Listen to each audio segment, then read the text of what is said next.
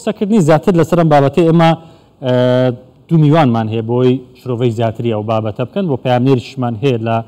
بازاڕی ئاڵوگۆڕی دراو لە هەولێر. سەرەتا دەچمە لای غازی سعدی ئەندامی ئەنجومەنی بازاڕی دۆلاری هەولێر، دواتر بەڕێزێکی دیکەمان لەگەڵە لە بەغداوە ئەویش دکتۆر زیا محسین شارەزای ئابووری لە بەغداوە لەگەڵمان دەبێت. ئەو زیاتر لە بابەتەکە نزیکە بابزانین پشت پەردە یاخود ئەو دیوی داکەوتنی بەهای دینار بەرامبەر بە دۆلار بۆچی دەگەڕێتەوە، ئایا ئەو پێشبینانە ڕاستن کە لە چەند ڕۆژی داهاتوودا بەهای دۆلار بەرامبەر بە دینار زیاتردا دەبەزێت. و چینە لای میوانێکمان ئەویش غازی سعدیە. کاک غازی ئەو کاتت باش، ئێوە ڕۆژانە لە ناو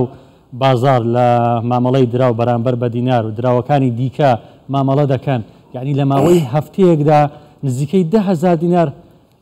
داکەوت بەرامبەر بە دۆلار، یعنی ئەمە هۆکارە بۆچی دەگەڕێتەوە زیاتر؟ ئەو کاتەنگۆ و بینەرانی کەناڵ 24 باش بەنسبەت پرسیارەکەت پێشی ئەو بەرزبوونەوەی دۆلار یان دابەزینی دینار چەند هۆکارە چێە؟ هۆکاری یەکەمی ئەوە چەند ڕۆژەکە باقی ناوەندی عێراق خستنە ڕووی دۆلاری کەم کردێتەوە بەرامبەر بە دیناری عێراقی بە هیچ شێوەیەک لە بەرنامەیدا نییە. وابزەم جەنابەت گوتت پێشبینی دەکرێت بتە 106,000 شتی وان نییە، چونکە لەبەرەوەی دۆلار جێگیر بووە لە 145,000 ئەوە شتێکی کاتیە و بە دنیایەوە دەگەڕێتەوە، چونکە لەبەرەوەی ئەگە دۆلار نەگەڕێتەوە وەزعی هەموو عێراق تێک دەچی. لەبەرەوەی ئێستا خاستن لە شاری هەولێر پایتەختی هەرێمی کوردستان ڕۆژانە باقەکانی ئێرە دۆلار تەوزیع دەکەن. ئێستا سەقامگیرێکی هەولێر وەی لێکردینە دۆلارش لە هەموو شارەکان هەرزانترە لە شاری هەولێر. ئەوەش داوا لە حکوومەتی هەرێمش دەکەم کە شتێکی وا بکە هەماهەنگی هەبی لەگەر حکوومەتی عێراقی وە بکەن سەیتەرە بکرێتە سەر ئەو وەزعە، چونکە ئەگەر ئەو وەزعە چانەبی هەموو شتێک تێک دەچی. بەڕاستی چونکە ئێستا ئابووری هەموو عێراق بۆ دۆلارەوەیە، وەکو جەنابەت گوتت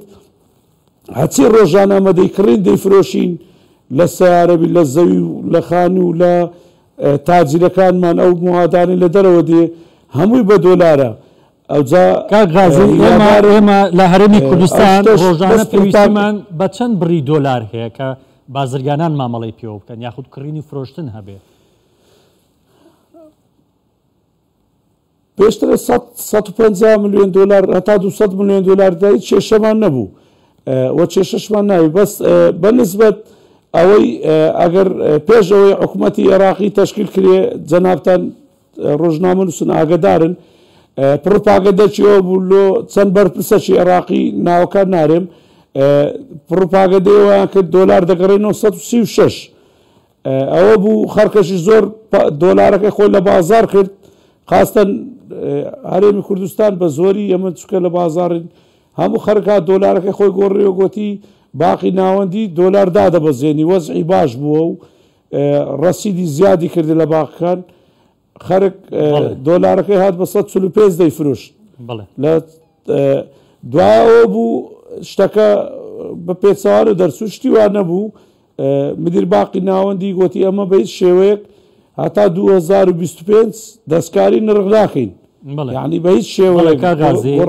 ئەو دەنگۆیانە بەردەوامە لە ناو بازاڕی ئاڵوگۆڕی دراو بەردەوام هەبوو و هەشە، بەڵام نەگەڵێکە بگاتە 150. ئەو جامش دەمەوێت ئەو پرسیارە جواب دەمەوە. دەنگۆیەوەش هەبوو دەنگۆ دەبتە 130. ئەوەش پڕۆپاگەندە چکە بوو وە نەبوو، یعنی دنیاتان دەکەمەوە لەوانەیە دوسێ ڕۆژەی هەتا سەری سار و عوتڵەی تێدایە بازارەکان تێ نەکرد. بەس پاش سەری ساری نوێ ئینشاڵڵا حکوومەتی هەرێم و باقی ناوەندی عێراقی دەبی دۆلار بخەنەوە بازار لە باقەکان ئەو کێشەیە چارەسەر کرد. ئەگە چارەسەر نەکرێ یعنی تاثیر لە هەموو عێراق دەکات. بەڵێ کاغازی لەگەڵمان بمێنەوە لەبەرەوەی ئەمە ڕۆژانەیشمان بڵێ کاغازی لەگەڵمان بمێنەوە میوانێکی دیکەمانێ لە بەغداوە دکتۆر زیا محسین شارەزای ئابووری زیاتر پرسیار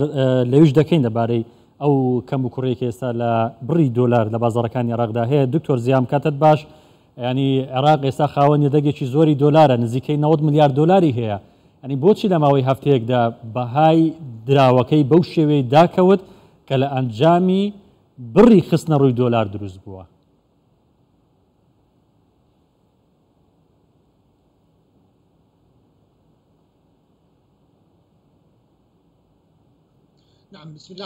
بە ناوی خدای گەورە و میهرەبان،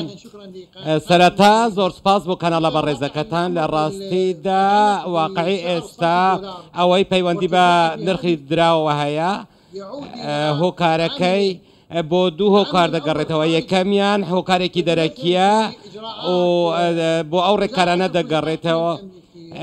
بۆ ڕێکارەکانی ئەمریکا دەگەڕێتەوە لە چۆنیەتی مامەڵەکردن لەگەڵ بازاڕی دراو، هەروەها بە قاچاغبردننی نەختینە و ئەمانە کە بۆ ئەو مەبەستەش 14 بانک ڕاست پێدراون، بە 18 بانک ڕاست پێدراون کە ئەو کارە ئەنجام بدەن. هەروەک دەزانن سیستەمی نەختینەی جیهان کاریگەری لەسەر نرخی دراو هەیە. ئەم هەمووان هۆکارانە بوونەتە هۆی ئەوەی کە نرخی دینار بەرامبەر بە دۆلاری ئەمریکی دابەزێت. بەڵێ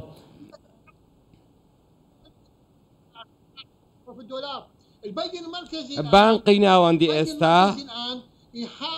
هەوڵ دەدات چارەسەرێک بۆ ئەو دۆخە بدۆزێتەوە، بۆ ئەو کێشەیە بدۆزێتەوە، بۆ ئەو مەبەستەش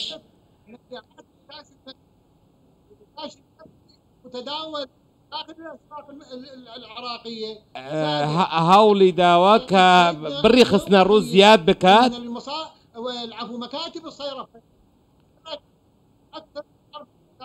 ڕێنمایی نوێ بۆ نووسنگەکانی پارە گۆڕینی دراو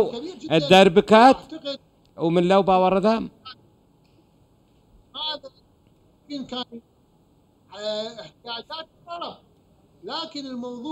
بەڵام بابەتەکە زۆر لەوە گەورەترە. بابەتەکە پەیوەندی بە قاچاغبردننی دراوەوە هەیە بۆ دەرەوەی سنوورەکانی عێراق. بەڵێ بەڵێ دکتۆر لەبارەی باسیەوەت کرد کە دەستی دەرەچی لەو باسەدا هەیە کە بەهای دینار بەو شێوە بەرامبەر بە دۆلار دابەزێت. باسیەوە شت کرد تازە گوتت بردنە دەرەوەی دۆلار هەیە. ئەو دۆلارانە دەبدرێنە کوێ؟ چ وڵاتێک؟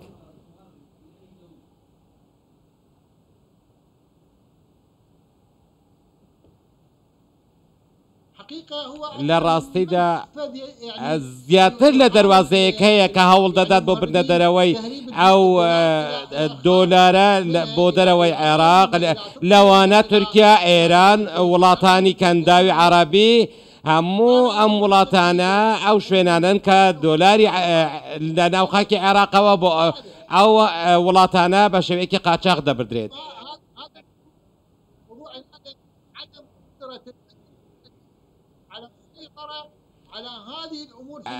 بۆیە پێویستە لانی پەیوەندیدار لە حکوومەتی عێراق و لایەنەکانی دیکە کۆنتترۆلی ئەو دەواازانە بکەن کە لە ڕێگەیەوە ئەو دراوە بە قاچاق دەبدرێت. باشە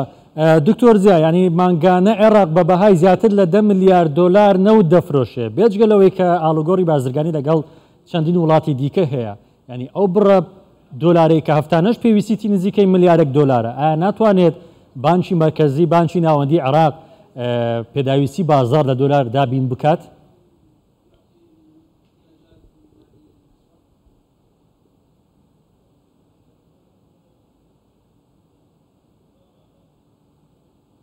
انت الان حضرتك تسالني على الجانب التجاري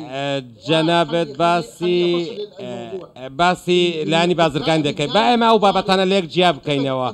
لە ڕووی بازرگانیەوە من لەو باوەڕدام کە پێویستی بازار کەمتر پێویستی بە نەختینە هەیە وەزارەتی بازرگانی پەیوەندی بازرگانی فراوانی لەگەڵ ژمارەیەکی زۆری وڵاتانی جیهان هەیە ئەویش لە ڕێگەی کاڵا و ئاڵوگۆڕی کاڵا و دراوەوە دەکرێت واتە مەبەستی من ئەوەیە کە بڵێم هاوردەکردنی کاڵاش پێویستی هەر بەوەیە کە تۆ دراوی لێ خەرج بکەیت تۆ ئەبێ پارەی پێ بدەی هەتا ئەو کاڵایە بتانی هاوردەی ناو خاکی وڵاتەکەت دەکەی لێرەشەوە دۆلارەکەت دەڕوە بۆیە ئەمە ناتوانێت ئەوەی لە بازرگانیدا دەگوزارێت ناتوانێت ئەو باڵانسە پڕ بکاتەوە کە لە ڕێگەی بە قاچاقبردننی دراوەوە ڕوبەڕووی نەختینە لە عێراق دەبێتەوە. دکتۆر زیا باسی ئەوەت کرد کە پارەی عێراق یاخود دۆلاری عێراق دەبردێتە دەرەوە چێن ئەوانەی کە بەرپرسیارن لە بردنە دەرەوەی دۆلار چێن ئەوانە؟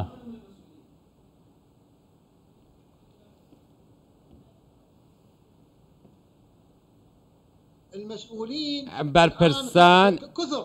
زۆرن ئێمە ناتوانین پەنجە لەسەر چەند کەسێکدا بنین بەڵکو ئەمە تۆڕێکی گەورەیە و پرۆسەیەکی گەورەی گەندەڵی دارایی لە وڵاتدا هەیە و چەند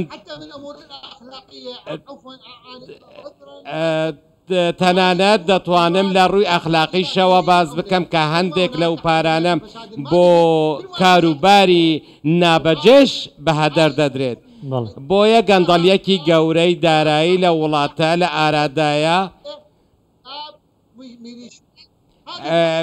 ئێستا دەبینین بەشێک لە گروپە میلیشیاکان لە وڵات داهان ئەوانە لە هەندێک شوێن دەستیان بەسەر سەرچاوەکانی داهات داگرتووە لە ڕێگەی ئەوانیشەوە بڕێکی زۆری دراو دەبرێتە دەرەوەی وڵات.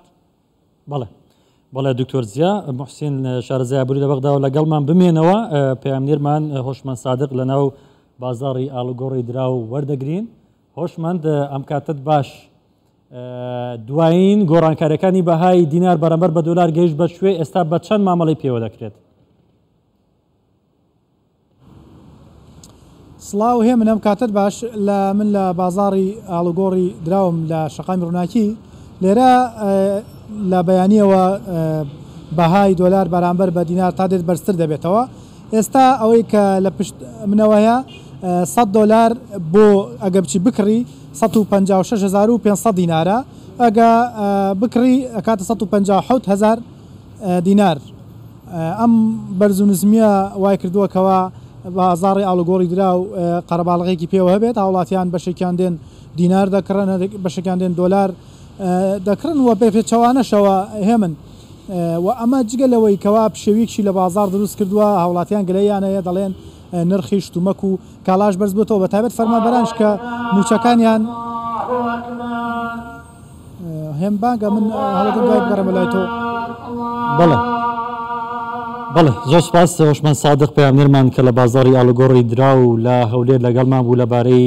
بەهای دینار و دۆلار قسەی بۆمان دەکرد بەڵام بانک هەبوو پەیامەکەی ڕاگرت دواتر دەگەڕێن وڵات هۆشمەند ئەگەڕێنەوە لای کاغازی ئەم چەند ڕۆژەی ڕابردوو مامەڵەی کڕین و فرۆشتنی دۆلار لەلایەن بازرگانانەوە چۆن بوو بازرگانان چۆن دۆلاریان دەست دەکەوت بە زەحمەت بوو یان ئاسایی بوو؟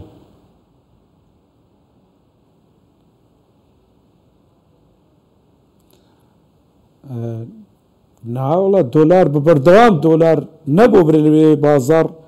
دۆلار نییە بە بەردەوام هەیە چەندشت بوێ هەیە ئەوە نییە کابرا بێبرێ دۆلار چوومە بکڕم نەبووە خاستەن هەولێر پایتەختی هەموو عێراقە لە لای من چکەلەوەی هەمووی ڕەبتە بە هەولێرەوە لە ڕۆژانە لە هەولێر ئەو مەعمەڵی دەکرێت هەمووی بەغدا کەرکووکە سلێمانیە دۆکە هەموو سەرچاوەکەی معاملە لەگە هەولێر دەکات چکە لەبەر هەولێر ڕۆژانە کڕین و فرۆشتنەشی زۆر لێ دەکرێت بەس داوا لە هەموو هاوڵاتێک دەکەم بە هیچ شێوەک شەوەش نەبن چکە لەبەرەوەی باقی ناوەندی دەرێت دەستکاری لە نرخی دۆلار ناکەین لەو وەختەش وەزعی لە هەموو وەختێک باشترە لەبەرەوەی ئەگەر مەقسەدی بی دۆلاری زیاد دەقاوێتە بازاڕ و چەند جارش کەش بەو مەرحەلانە تێپەڕینەمە چەند سارە پێش ئێستا و چەند جارێک وەرەقە 10,000 20,000 گران بۆ و دوگەڕایەتەوە دۆخی جارانی و ئەگەر باقی مرکزی نیازی نەبی گۆڕانکاری بکرێ بە هیچ شێوە گران نابی بەنسبەت قسە و کاکەش ڕاست دەکا ڕۆژانە ئەتو دۆلار ئەمە تاویل لۆ تورکیا دەکرێت تاویل حواڵە لۆ ئێران دەکرێت ئەمە توجارەتمان لەگە وڵاتانە هەیە ینی کڕین و فرۆشتن هەیە لەگەر ئێران لەگەر تورکیا لەگەر ئەو دووبەی ڕۆژانە پارەش زۆر تاویل دەکرێت بەس وەکو توجارەت وەکو پارە ڕۆژانە ئەو کالانن لە تورکیا دەکرێت لە ئێران دەکرێت پارەکەی بە حواڵە دەڕوە ئەوە پێشترە کاغازی لەبارەی ڕووی دۆلار ئێوە چۆن هاوسەنجی ڕدەگرن لەو بڕە دۆلارێک کە ڕۆژانە دێتە ناو بازار این چۆن دابەشتان کردووە هاوسەنجەکە بە خۆی ڕادەژیرێ بە جار و ئێستا خەڵکەشی زۆر تەلەب دەکا یعنی لەگەر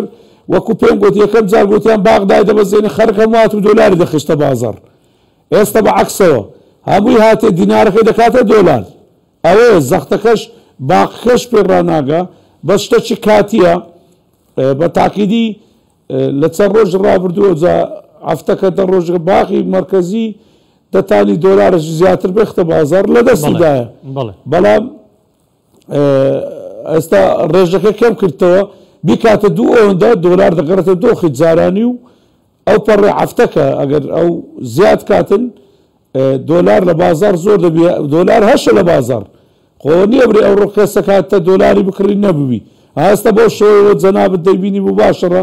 بڕۆ بە 157 حەزەکەی چەندت دەوێ مەبلەغ بیکڕە چەندشت دەوێ بفرۆشە بازارەکەیمە بازارەی ئازادە ناتوانین برێ خەرک کاکە ناوی بەگران بفرۆشیان و ناوی بارزان بکڕی کاغازی اعتماد دەکەنە سەر بەغدا بۆ دیاریکردنی نرخی بەهای دینار و دۆلار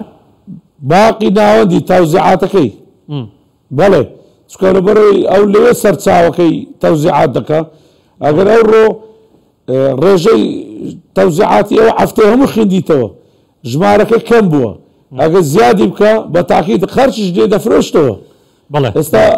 چەند ڕۆژە خەرک داهات دەیفرۆش ئەو ڕۆ هاتبوو دەیکڕی ئەوە تەڵەبی زیاتر بووە لەبەرەوەی بەغدا کەمی کردیتەوە ڕێژەی قستە ڕووی زیادکە بڵێ کاغازی زۆر سپاس دکتۆر زیا سیاسەتی دارایی عێراق بە تایبەتی بانکی ناوەندی عێراق ینی لە 2 ساڵی ڕابردوودا کە دەستکاری بەهای دیناری بەرامبەر بە دۆلار کرد تاکو ئێستا ناسەقامگیرە ینی بۆچی بڕیارێکی کۆنکرێتی نادرێت دەبارەی هاوسەنجی بەهای دینار بەرامبەر بە دۆلار یاخود ئەو بڕە دۆلاری کە لە بانکی ناوەندی هەیە بخێتە بازار بە ڕێک و پێچی ینی بە نەخشە دابدرێ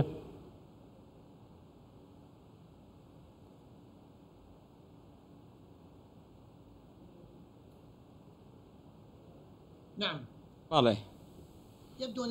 ئەوە دیارە پرسیارەکەت باس لە ئاستی توانای بانکی مرکزی بۆ کۆنتڕۆلکردنی نرخی نەختینەی دەکات ئەم دەکرێت کۆنتڕۆل بکرێت ئەگەر ئابوووریەکی بەهێز هەبێت دواتریش ئێمە لە 1996 بودجەی وڵاتەکەمان لە ڕێگەی فرۆشتنی نەوتەوە دابین دەکرێت بۆیە ئێمە ئەو بڕەپارەیەش هەمووی بۆ دووبارە کڕینەوەی کاڵا دەچێتە دەرەوەی وڵات بۆیە من دەتوانم ئێمە ئێستا پێویستیمان بە بەهێزکردنی بازرگانی لە بازرگانی هەیە و فرەجۆرکردنی سەرچاوەکانی داهات هەیە بۆ ئەوەی نرخی نەوتیش فرۆشتنی نەوتیش کاریگەری لەسەر باڵانسی نەختینەی نەبێت لە بازار. بەڵێ دکتۆر زیا ینی عێراق وڵاتێکی بەرەمهێن نییە کاڵاکانی زیاتر لە دەرەوە هاوردە دەکات ینی ئەم داکەوتنی بەهای دینارەکەی مەترسێکی گەورەی لەسەر ئابووری عێراق ینی ئەگەر ئێستا پێشبینیەکان وا دەڵێن کە لە چەند ڕۆژی داهاتوودا زیاتر بەهای دیناردا دەکەوێت ئەمە چۆن ڕێگری لێ بکرێت؟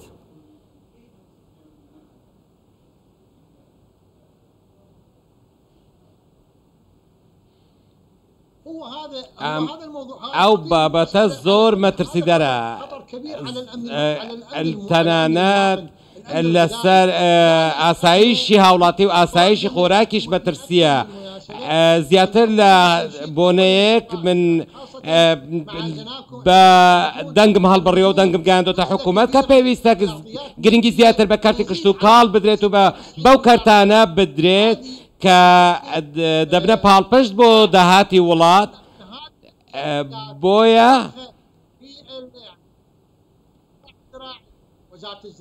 بۆی پێویستە وەزارەتی کشت و کاڵ و وەزارەتە پەیوەندیدارەکان بە داهاتی وڵاتەوە پێویستە هەنگاوی جدیتر بنێن کارنامەی نوێیان هەبێت بۆ بەهێزکردنی ئەو کارتانەی کە تێیدا تایبەتمەندن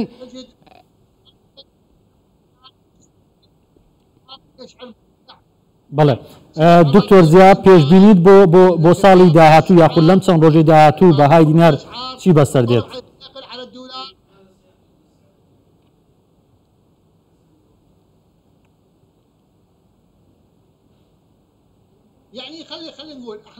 با ئێمە ئێستا ئێمە